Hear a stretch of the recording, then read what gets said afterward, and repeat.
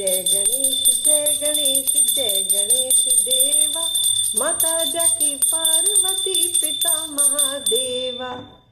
This Ganesh Chaturthi, as we get ready to gorge on modaks and chant artis dedicated to the destroyer of obstacles, let me share with you the story about the birth of Ganesha.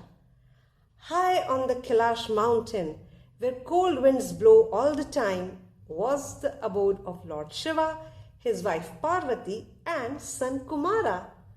Most of the time, Shiva would be out fulfilling other responsibilities, while Parvati was alone at the mountain, and Kumara, who loved to play, would only return home at night. Parvati would feel lonely the whole day. She felt she needed a son who would be there whenever she needed him. So one day she took a pinch of saffron paste, closed her eyes in prayer, and lo, there stood a boy in front of her. The boy fell at her feet saying, "Bless me, mother." Parvati hugged him lovingly. Now she had the company of a son who cared only for her. He followed her wherever she went. He himself stood guard at the entrance to their abode when Parvati was busy inside. He would not allow any stranger to enter the house. Days passed. One evening, Shiva returned home from his tour. To his surprise, he found a boy barring his entry. "You cannot enter this house which belongs to my mother without her permission."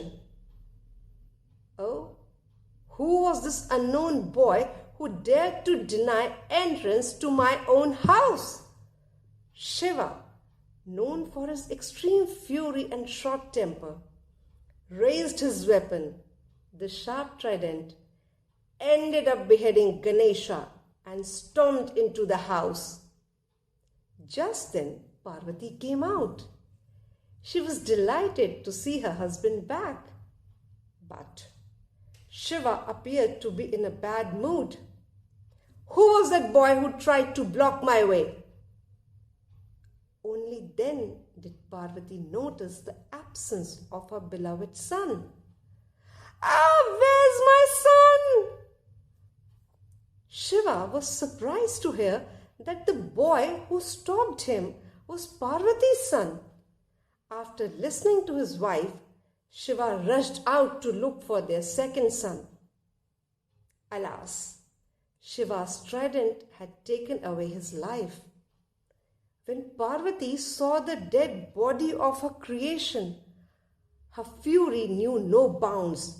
She lashed out at Shiva and threatened to destroy the entire universe as a consequence of his action. Now the universe was the responsibility of Brahma, Vishnu and Shiva. Brahma witnessed the wrath of Parvati and apologized on behalf of Shiva to her, advising her not to destroy the universe. Parvati relented on the conditions that Ganesha be brought back to life.